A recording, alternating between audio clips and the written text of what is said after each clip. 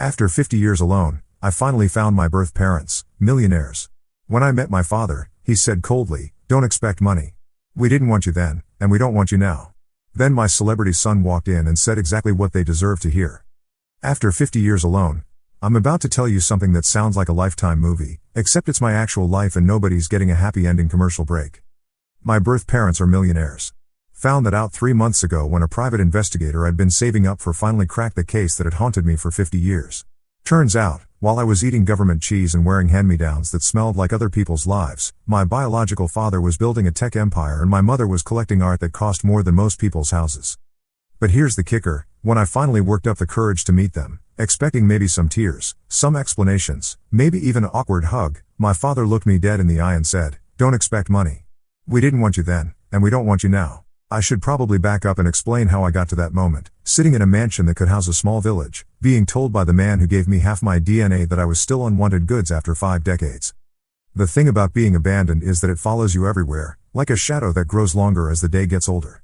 I spent my childhood in foster homes that ranged from indifferent to actively hostile, always carrying this fantasy that somewhere out there, my real parents were looking for me. Maybe they were poor but loving. Maybe they'd been forced to give me up. Maybe they thought about me every day and wondered if I was okay. Reality, as it turns out, has a twisted sense of humor. I hired the Pi, a gruff ex-cop named Martinez who looked like he'd seen every dark corner of human nature, after my adoptive parents died. They'd been good people, don't get me wrong, but they'd never been able to give me the one thing I craved most: answers. Who was I? Where did I come from? Why had I been thrown away like yesterday's newspaper? Martinez found them in 6 weeks. Robert and Catherine Thornton of Beacon Hill, Massachusetts. He'd made his fortune in early internet infrastructure, she'd inherited family money and multiplied it through savvy investments. No other children. Clean records. Pristine reputation. "You sure you want to contact them?" Martinez had asked, sliding the folder across his desk. Sometimes the fantasy is kinder than the truth. I should have listened. The first phone call was clinical. That's the word that keeps coming back to me. Robert Thornton spoke to me like I was a business associate he'd rather not deal with but couldn't quite ignore. Polite but cold, efficient but dismissive. "I understand you believe we're your biological parents," he'd said, and I could practically hear him checking his watch through the phone. "The DNA test confirms it," I'd replied, my voice shakier than I'd wanted it to be. At 50 years old, I was still that scared kid asking for scraps of affection. "Yes, well, these things happen. What exactly do you want?" What did I want? I wanted to know why they'd given me away. I wanted to know if they'd ever thought about me. I wanted to know if there was some part of them that had missed me, even a little. Instead, I said, "I'd like to meet you. Both of you." The silence stretched so long I thought he'd hung up. "Very well. Saturday afternoon. 2 o'clock. Don't bring anyone else." Their house, mansion, really, sat behind iron gates that probably cost more than I'd made in the last 3 years. The driveway curved through perfectly manicured gardens that looked like they'd been arranged by someone who'd never actually touched dirt. Everything was pristine, symmetrical, expensive. A housekeeper answered the door, a thin woman with kind eyes who looked at me with something that might have been pity. She led me through rooms filled with art and antiques, each space looking like a museum where people happened to occasionally sit down. Robert and Catherine were waiting in what I suppose you'd call a sitting room, though it felt more like a courtroom. He was tall, silver-haired, wearing a sweater that probably cost more than my car. She was elegant in that untouchable way that money buys: perfect posture, perfect makeup, perfectly cold smile. "So," Robert said without preamble, "you're the baby we gave up. Not our son. Not the child we placed for adoption. The baby we gave up." Like I was a pet they'd returned to the shelter. "I'm David," I said, hoping my voice sounded steadier than I felt. "David Matthews. I was hoping we could talk." Catherine spoke for the first time, her voice carrying the kind of accent that comes from expensive boarding schools. "There's really nothing to discuss. We were young, it was a mistake, we handled it appropriately." A mistake. 50 years of wondering, dreaming, hoping, and I was a mistake they'd handled appropriately. "I just wanted to understand," I said. "Why you gave me up. What happened?" Robert's laugh was sharp, humorless. "What happened is that we were 23, unmarried, and had futures to think about. A baby would have complicated things." Would have complicated things. I tried to imagine what my life would have been like if I'd been a complication they decided to handle differently. Would I have grown up in this house? Would I have had their opportunities, their education, their connections? "Were you ever going to tell me?" I asked. "Tell you what?" Catherine said. "You weren't supposed to find us. These records were supposed to be sealed." That stung more than it should have. They hadn't just given me away, they'd actively hoped I'd never find them. Look, Robert said, leaning forward slightly, I don't know what you're hoping to get out of this, but let me be clear, don't expect money. We didn't want you then, and we don't want you now. We've built a life, and you're not part of it. The words hit me like a physical blow. I'd prepared for rejection, but not for cruelty. Not for this casual dismissal of my entire existence. And that's when I heard footsteps in the hallway. Dad? Mom? I'm here for lunch. The voice was familiar in a way that made my stomach drop. I knew that voice. Everyone in America knew that voice. The sitting room door opened, and my son walked in. Not my biological son, my actual son. Marcus. The kid I'd raised from the time he was 7, after his mother died in a car accident and I'd married his stepmother Sarah. The kid who'd grown up calling me dad, who I'd taught to ride a bike and throw a baseball and drive a stick shift. Marcus, who was now 28 and one of the most recognizable faces on television, starring in a hit show that had made him wealthy beyond anything I could have imagined when I was changing his diapers and helping with homework. He stopped dead when he saw me, his face cycling through confusion, recognition, and something that looked like dawning horror. David? He said. What are you doing here? Robert and Catherine looked between us, clearly confused. You know each other? Robert asked. Marcus stared at me for a long moment, and I could see him putting the pieces together. He knew I'd been looking for my birth parents. We'd talked about it over family dinners, and he'd always been supportive, even offering to help pay for the private investigator. This is my dad, Marcus said slowly. My real dad. The one who raised me. The silence in the room was deafening. Catherine's face had gone pale. Your father? Since I was 7, Marcus said, his voice getting stronger. After my mom died, he married my stepmother and adopted me legally. He's the only father I've ever known. I watched my biological parents' faces as the implications sank in. Their rejected son had raised a celebrity.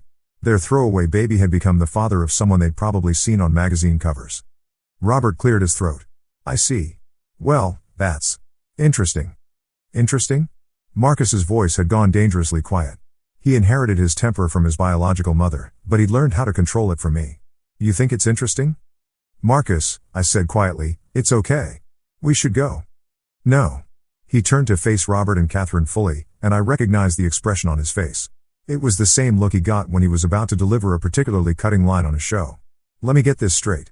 You gave away my dad 50 years ago, and now you're sitting here telling him you still don't want him? Catherine lifted her chin. Our personal family matters are none of your concern. My dad is my concern, Marcus shot back. The man who stayed up all night when I had nightmares about my mom. The man who worked 2 jobs to pay for my acting classes. The man who believed in me when nobody else did. That's my concern. Robert was starting to look uncomfortable. Young man, you don't understand the complexity. I understand plenty, Marcus interrupted. I understand that you threw away the best man I've ever known like he was nothing. I understand that while you were building your fortune, he was building character. And I understand that you just made the biggest mistake of your lives. Marcus, I said again, really, it's okay. He turned to me, and his eyes were blazing. No, Dad, it's not okay. These people need to know exactly what they lost. He turned back to Robert and Catherine, and when he spoke, his voice carried all the authority of someone who was used to commanding attention. My father, he said, emphasizing the word, is worth more than all your money combined. He's honest, loyal, compassionate, and strong. He raised me to be a good man, not a wealthy one. He taught me that character matters more than bank accounts and that family is what you build, not what you're born into. Catherine was gripping her chair arms now, her knuckles white. And you know what the really beautiful part is? Marcus continued. You could have been part of something amazing.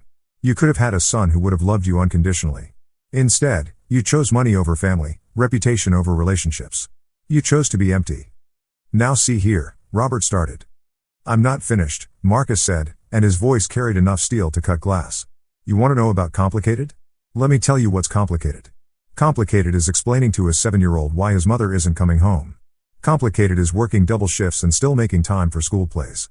Complicated is loving someone else's child like they're your own blood. But you wouldn't know anything about that, would you?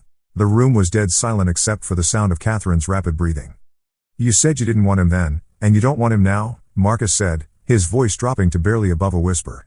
Well, congratulations. You got your wish. But just so we're clear, he doesn't need you. He never did. He built a family without you, raised a son who loves him, and made a life worth living. You're the ones who lost out. He walked over to where I was sitting and put his hand on my shoulder. Come on, Dad. Let's go home. We didn't speak until we were back in my car, away from the mansion and the iron gates and the perfectly manicured life I'd never been allowed to be part of. Marcus had followed me in his own car, but now he was sitting in my passenger seat, both of us staring at the steering wheel. "I'm sorry," I finally said. "For what?" "For dragging you into that. For making you see that." Marcus was quiet for a long moment. Then he laughed, but there was no humor in it. "You know what the funny part is? I was actually nervous about meeting them. I thought maybe they'd be these wonderful people who'd made a terrible mistake, and I'd have to share you. And now? Now I just feel sorry for them." He turned to look at me. "Dad, they have no idea what they missed. Literally no clue." I felt my throat tighten. I just wanted to know why. Why wasn't I worth keeping? "Hey." Marcus's voice was firm. "Look at me." I did. "You were worth keeping." Sarah saw it. I saw it. Everyone who matters saw it. Those people back there? They're strangers. They might have contributed some DNA, but they're not your family.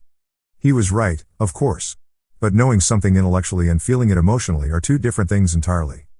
Besides, Marcus continued, and now there was a hint of his old humor in his voice, "Wait until I tell Sarah about this. She's going to want to go back there and give them a piece of her mind." I groaned. My wife was 5 feet nothing and weighed maybe 100 pounds soaking wet, but she had the protective instincts of a grizzly bear. "Please don't tell her where they live." I make no promises. That night, sitting at our kitchen table, the same table where Marcus had done homework, where we'd had family meetings, where we'd celebrated his first role and mourned his biological mother's birthday every year, I found myself thinking about choices. Robert and Catherine had chosen money over family, reputation over relationships, safety over love. They'd chosen to protect themselves rather than fight for something messier and more complicated and infinitely more rewarding. I'd made different choices. When Marcus's mother died, I could have walked away. I was under no obligation to raise another man's child. But I'd looked at this scared, grieving 7-year-old and chosen love over convenience, family over ease, messy and complicated over safe and simple. "You're brooding," Sarah said, setting a cup of coffee in front of me. "I'm processing." "Same thing." She sat down across from me, her eyes soft with concern. "Marcus told me what happened." "I bet he did. He said you were amazing. Calm and dignified even when they were being cruel." I snorted. I felt like that 7-year-old kid again, hoping someone would want me. "But you're not that kid," Sarah said gently. "You're a man who's loved and respected and needed. You're a father and a husband and a friend. You're someone people can count on. I know that, intellectually. But you don't feel it yet." "I feel empty. Like there's this hole that I thought finding them might fill, and instead it just got bigger." Sarah reached across the table and took my hand. "Honey, some holes can't be filled by the people who created them. Some holes can only be filled by the people who choose to love you." 3 days later, Marcus called me at work. I could hear excitement in his voice, which usually meant either very good news or very bad news. "Dad, you need to see the news." "Why? What happened?" "Just turn it on. Channel 7. I found a television and switched to the local news. The anchor was talking about a charity drive, something about providing support for aging out foster kids. And there, being interviewed on the steps of what looked like a community center, was Marcus. The David Matthews Foundation, he was saying to the reporter, will provide housing assistance, education support, and job training for young adults who've aged out of the foster care system. Too many of these kids end up homeless or struggling simply because they never had the family support that most of us take for granted. The reporter asked him about the name of the foundation. Marcus's smile was radiant. "It's named after my father, who taught me that family isn't about blood, it's about choice. It's about the people who show up, day after day, and choose to love you no matter what." He was a foster kid himself, and he knows firsthand what it's like to feel unwanted. This foundation is about making sure no kid ever has to feel that way again. I stared at the screen, my vision blurring slightly. "The initial funding," Marcus continued, "comes from my own earnings, but we're hoping to attract other donors who understand that these kids aren't just statistics, they're someone's potential family members, if we just give them the chance to succeed." The segment ended, and I just stood there in the break room, surrounded by vending machines and motivational posters, crying like an idiot. My phone rang. "Did you see it?" Marcus asked. "I saw it. The foundation is real, Dad. I've been working on it for months, ever since you started looking for them. I wanted to surprise you, but after yesterday, well, it felt like the right time to announce it. Marcus, there's more. I've been talking to some people, and we want you to run it. Full salary, full benefits, the works.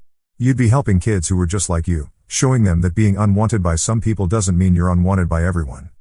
I couldn't speak. "Dad? You there?" "I'm here. Are you sure?" I've never been more sure of anything in my life. You know what these kids need because you've been where they are. And you know how to love people back to life because you did it for me. The David Matthews Foundation opened its doors 6 months later.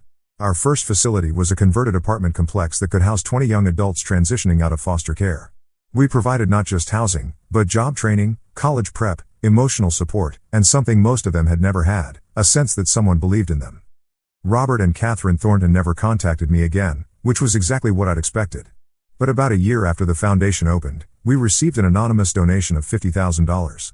The return address was a P.O. box in Massachusetts, and there was no note, no explanation, just a cashier's check made out to the foundation. I never found out for certain if it was from them, but Marcus had a theory. Guilt, he said when I showed him the check. They saw the news coverage, realized what kind of man they'd rejected, and now they're trying to buy their way out of feeling terrible about themselves. If it was them. It was them. And you know what? Let them feel guilty. They should. I deposited the check, because the money would help kids who needed it, but I never acknowledged the donation. If it was Robert and Catherine trying to ease their consciences, they'd have to live with the uncertainty of whether their gesture had even been noticed. 2 years after opening, the foundation had expanded to 3 locations and helped over 100 young adults find their footing in the world. I loved the work in a way I'd never loved anything else, maybe because I knew, deep in my bones, exactly what these kids were feeling. One morning, I was in my office reviewing applications when my assistant knocked on the door. "David? There's someone here to see you. Says it's personal." I looked up to see a young man standing in the doorway, maybe 19 or 20, tall and thin with nervous energy radiating off him like heat. "Mr. Matthews? I'm Jake. Jake Sullivan. I was wondering if I could talk to you." "Of course. Come in, sit down." He perched on the edge of the chair across from my desk, clearly uncomfortable but determined. "I've been living in one of your facilities for about 8 months now. The one on Pine Street." I nodded. I knew Jake, quiet kid, worked nights at a grocery store while taking community college classes during the day. "I wanted to thank you," he said, his voice barely above a whisper. "Not just for the apartment or the job training or any of that. For making me feel like I mattered." The words hit me like a punch to the chest. "You do matter, Jake. I know that now. But I didn't before. I aged out of the system when I was 18, and for the first time in my life, nobody was responsible for me. Nobody had to care if I ate or had a place to sleep or if I just disappeared. It was terrifying." I remembered that feeling. The sudden, overwhelming sense of being utterly alone in the world. "But this place," Jake continued, "it's different. The staff actually knows our names. They ask about our classes, our jobs, our goals. They act like our success matters to them." "It does. I know. And that's what I wanted to tell you. You didn't just give us housing, you gave us hope. You made us believe that someone cares whether we make it or not." He stood up, still nervous but more confident now. "I'm graduating next month. Associate's degree in computer programming. I already have a job lined up at a tech company downtown. Good salary, benefits, the whole thing. I'm moving into my own apartment next week." Pride swelled in my chest. "Jake, that's incredible. Congratulations. The thing is," he said, "I'll probably never see you again after I leave here. But I wanted you to know that you saved my life. Not dramatically, I wasn't going to hurt myself or anything like that. But you saved the life I was going to have. You made it possible for me to have a future instead of just surviving." After he left, I sat in my office for a long time, thinking about circles. About how being unwanted had led me to Marcus, and Marcus had led me to Sarah, and all of that had led me to this moment, this job, this chance to be the person I'd needed when I was Jake's age. Robert and Catherine had been right about one thing: I was a complication. I was messy and inconvenient and emotionally demanding. But complications, I'd learned, were often where the most beautiful things happened. The call came on a Tuesday afternoon in March, 3 years after I'd first walked into that pristine mansion in Beacon Hill. It was Martinez, the private investigator who'd found my birth parents in the first place. "David? You might want to sit down for this." "What's wrong?" "Robert Thornton died last week. Heart attack. His wife found my card in his desk and called me. She wants to see you." I felt a strange mix of emotions, sadness for a man I'd barely known, anger at missed opportunities, and something that might have been relief. "Did she say why?" "No, but she sounded different. Smaller somehow. Less cold." The same housekeeper answered the door, but this time her eyes were red-rimmed and her smile was genuine when she saw me. "Mr. Matthews," she said softly. "I'm so glad you came." Catherine was waiting in the same sitting room where she'd dismissed me 3 years earlier, but everything about her had changed. She looked fragile, diminished, like someone had let all the air out of her. Her perfect posture had collapsed, her perfect makeup was absent, and her perfectly cold smile was nowhere to be found. "Thank you for coming," she said, her voice hoarse. "I wasn't sure you would." I sat down across from her, in the same chair where I'd heard I was unwanted. "I'm sorry for your loss." She nodded, tears threatening to spill over. Robert was. He was a difficult man. Proud. Stubborn. But he wasn't evil. I waited. After you left that day, after your son, Marcus, after what he said, Robert couldn't stop thinking about it. He researched you, you know. Found articles about your foundation, interviews you'd given, stories about the kids you were helping. I didn't know. He was. Impressed isn't the right word. Humbled, maybe. He realized that in trying to protect our perfect life, we'd missed out on knowing someone extraordinary. Catherine reached for a tissue, dabbing at her eyes. He wanted to contact you. Many times. But he was too proud, too ashamed. He kept saying it was too late, that he'd burned that bridge too thoroughly to ever repair it. "It's never too late," I said quietly. "I would have talked to him." "I know. That's what made it worse. He knew you would have been gracious, forgiving, kind. Everything he hadn't been." She stood up and walked to a window overlooking the perfectly manicured garden. "The anonymous donations to your foundation, those were from him.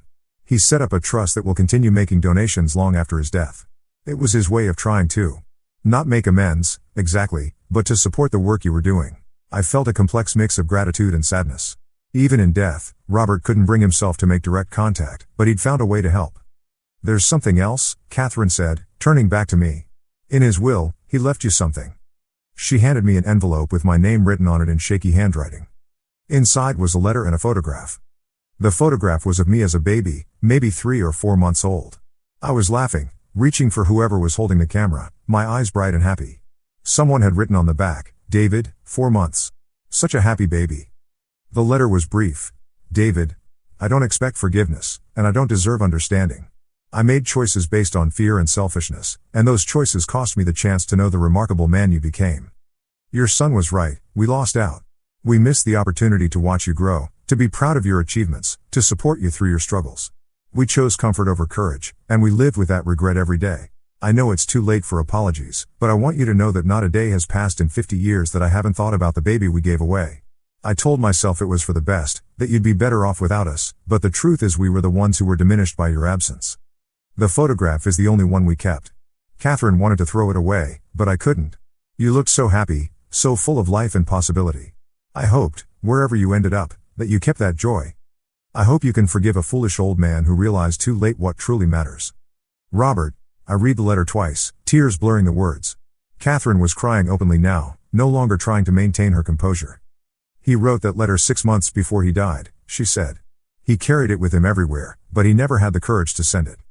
"Catherine," I said gently, "it's not too late for you." She looked at me with surprise and hope and fear all mixed together. "What do you mean?" "I mean, if you want to know me, to be part of my life, the door is open. It always has been. Even after how we treated you? Especially after how you treated me. Because I know what it's like to carry regret, to live with the weight of missed opportunities. And I know that forgiveness isn't something you earn, it's something you choose to give." Catherine started small. A phone call every few weeks, asking about the foundation, about Marcus, about Sarah.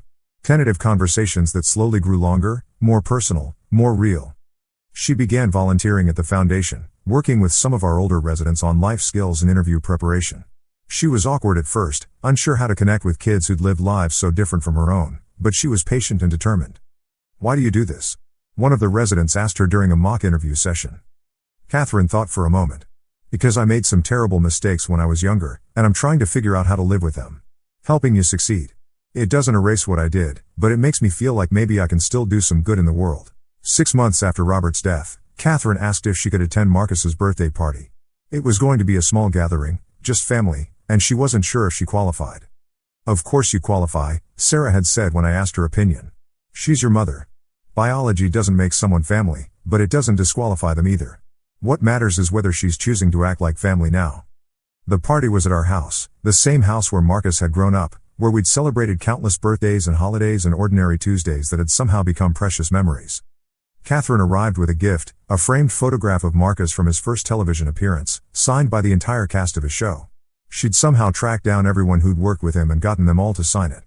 "I wanted to give you something that showed how proud I am of who you've become," she told Marcus. "Not just the famous actor, but the man who uses his success to help others. The man who loves his father so fiercely that he'll defend him against anyone, including strangers who should have known better. Marcus hugged her, and for the first time in 3 years, Catherine smiled without reservation. It's been 5 years now since that first disastrous meeting in the mansion. The David Matthews Foundation has expanded to 6 locations across 3 states, and we've helped over 500 young adults transition from foster care to independent living. Catherine sold the mansion and moved into a smaller house closer to town, closer to the foundation offices, closer to the life she should have chosen 50 years ago. She's become one of our most dedicated volunteers and one of my closest friends. She still carries guilt about the lost years, the missed opportunities, the cruel words that can never be taken back. But she's learned that regret can be transformed into purpose, that past mistakes can become present motivations. I can't give you back your childhood, she told me once as we were reviewing scholarship applications. I can't undo the pain we caused or the years we wasted.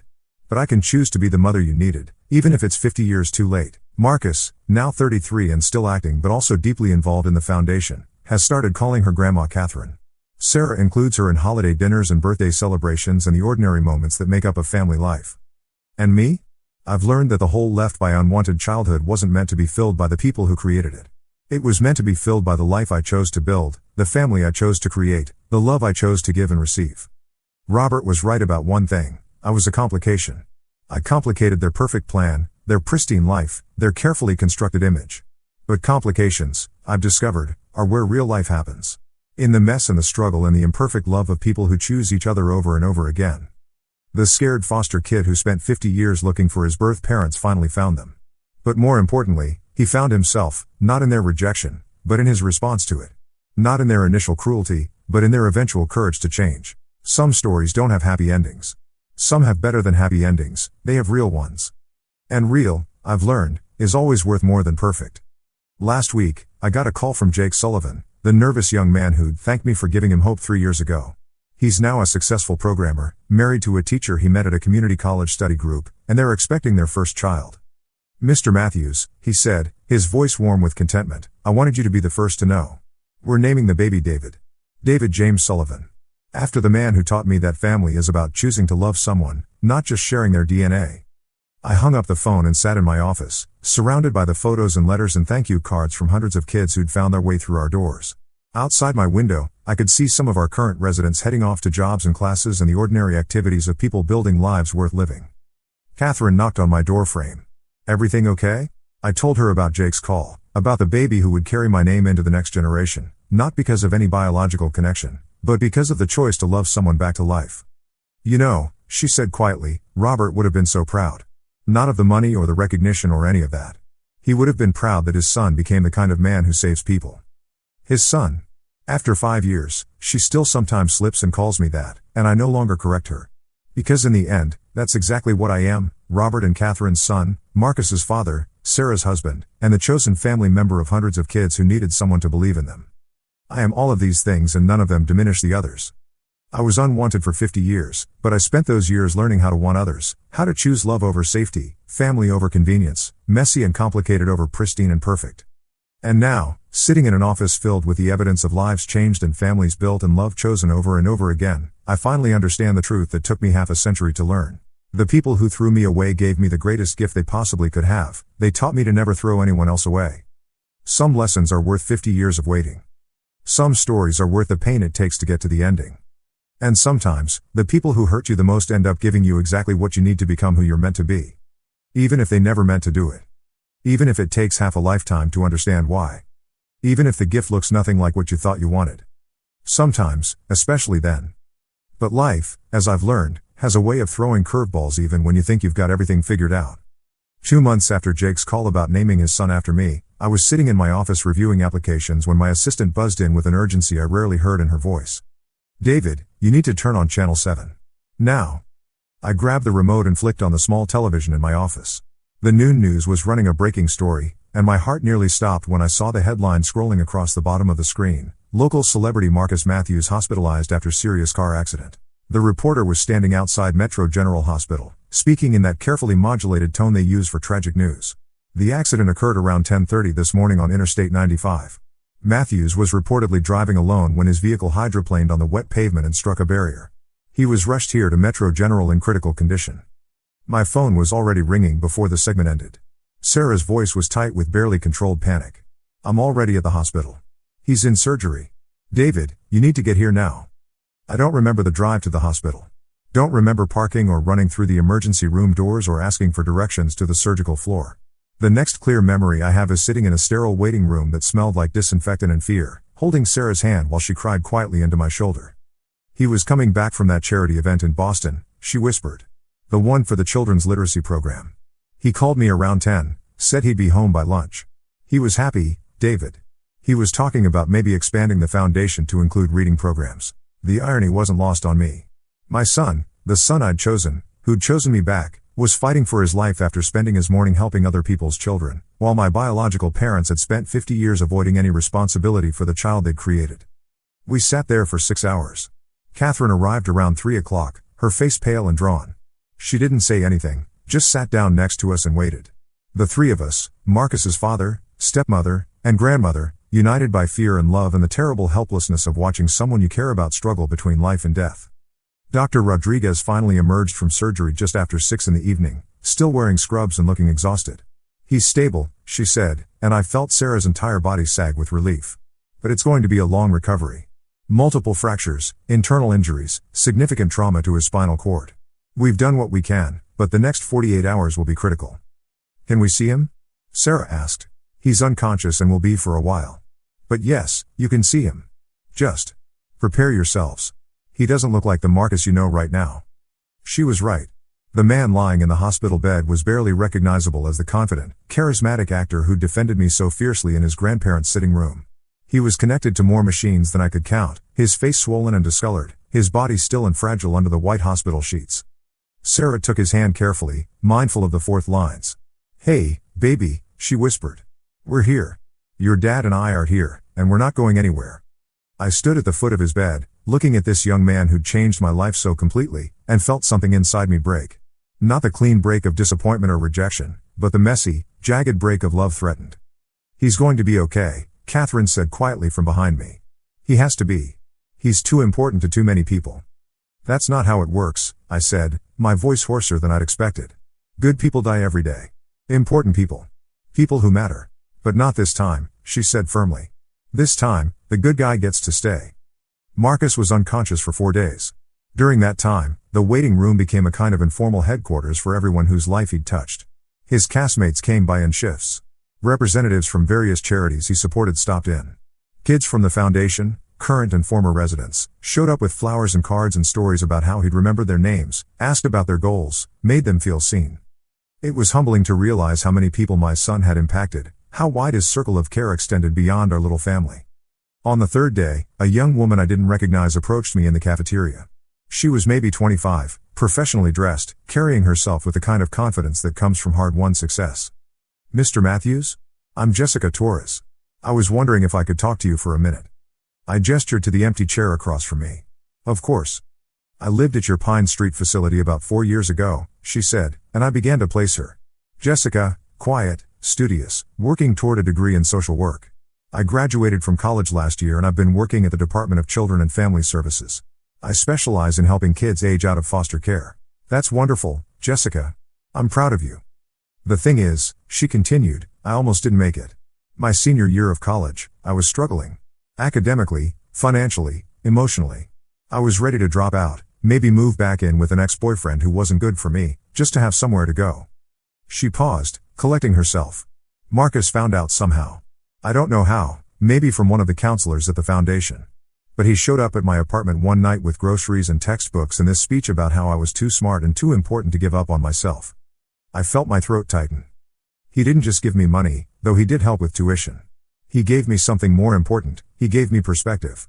He told me that his dad, you, had taught him that success isn't about avoiding failure, it's about what you do when failure seems inevitable. Jessica leaned forward, her eyes intense. He said you told him that sometimes the most important choice you can make is to keep going when you can't see any reason to keep going. That faith isn't believing things will work out, it's deciding to work towards something better even when you can't guarantee the outcome. That sounds like something I might have said, I admitted. Probably during one of his teenage crises. Well, it changed my life. And now I get to use that lesson every day, working with kids who are exactly where I was. Kids who need someone to believe in them when they can't believe in themselves. She reached into her purse and pulled out a business card. I wanted you to know that if Marcus doesn't She swallowed hard. If the worst happens, his impact isn't going to disappear. There are hundreds of us out here, people he touched, people he inspired, people he saved. We're going to keep doing the work.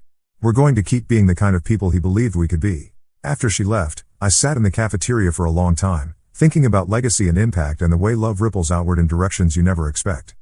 Marcus woke up on the fourth day, groggy and confused but undeniably alive. The first word out of his mouth was Dad, which made Sarah laugh and cry simultaneously. I'm here, I said, moving closer to his bed. We're all here. He tried to sit up and immediately winced. How long was I out? 4 days. You gave us quite a scare. The other driver? There was no other driver, Sarah said gently. You hydroplaned. It was an accident. I watched him process this information, saw him mentally cataloging his injuries, assessing the damage. Even barely conscious, he was thinking like the problem solver I'd raised him to be. How bad? He asked. Dr. Rodriguez, who'd appeared as soon as the nurses called to say he was awake, pulled up a chair. You're alive, which is the most important thing. But you've got a long road ahead of you. Multiple fractures that are healing well, but there was significant trauma to your spinal cord. We won't know the full extent of the impact until the swelling goes down, but you need to prepare for the possibility of permanent mobility issues. Marcus was quiet for a long moment. Then he looked at me with that same expression he'd worn as a 7-year-old when he'd asked if his mother's death was his fault somehow. Dad, I don't know how to be someone who can't.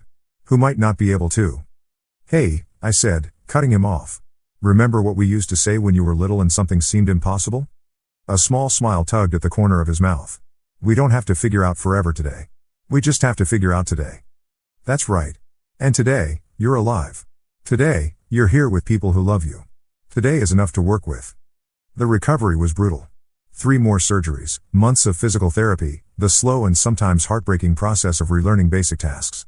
Marcus did regain most of his mobility, though he'd always walk with a slight limp and tire more easily than before. But something unexpected happened during those long months of recovery.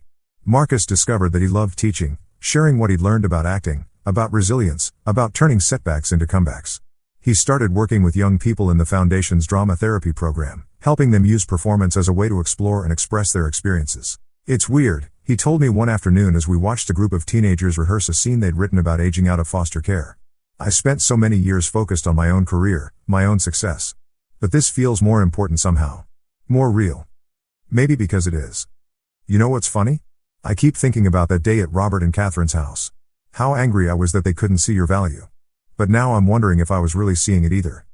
I looked at him curiously. I saw you as my dad, obviously.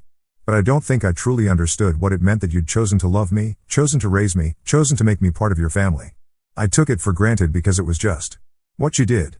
But watching these kids, seeing how rare the kind of unconditional love actually is, it makes me realize how extraordinary you are. Marcus, let me finish. I've been thinking about this a lot, lying in that hospital bed.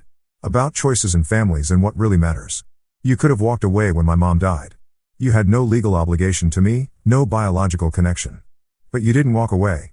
You chose me, over and over again, for 21 years. He gestured toward the teenagers, who were now improvising a scene about job interviews. That's what we're trying to do here, right? Show these kids that someone chooses them. That they matter to someone. That they're worth fighting for. That's exactly what we're trying to do. Then this accident, this recovery, all of it, maybe it was worth it. Maybe I needed to lose some things to understand what I actually had. 6 months after the accident, we held the Foundation's annual fundraising gala. Marcus insisted on attending, though he tired easily and needed to use a cane for stability. The event raised more money than we'd ever brought in before, partly because of the media attention from his accident, but mostly because people could see the genuine impact of the work we were doing. During his speech, Marcus did something I wasn't expecting. He called me up on stage. Ladies and gentlemen, he said, his voice carrying easily across the crowded ballroom, I want to introduce you to the most important person in this room. This is my father, David Matthews. The applause was generous, but he held up his hand for quiet. Most of you know the story of how this foundation started. How my dad spent 50 years looking for his birth parents, how they rejected him, how that rejection somehow led to this work we're doing now. It's a good story, triumph over adversity, love conquering abandonment, all those themes we love to hear. He paused, looking directly at me. But I want to tell you a different story. I want to tell you about the day my mother died in a car accident, and a man who had no obligation to me whatsoever looked at a 7-year-old boy and said, "You are mine now. We're family." I want to tell you about the man who worked 2 jobs so I could take acting classes, who stayed up all night when I had nightmares, who taught me that character matters more than success and that love is something you do, not something you feel. The room was completely silent now.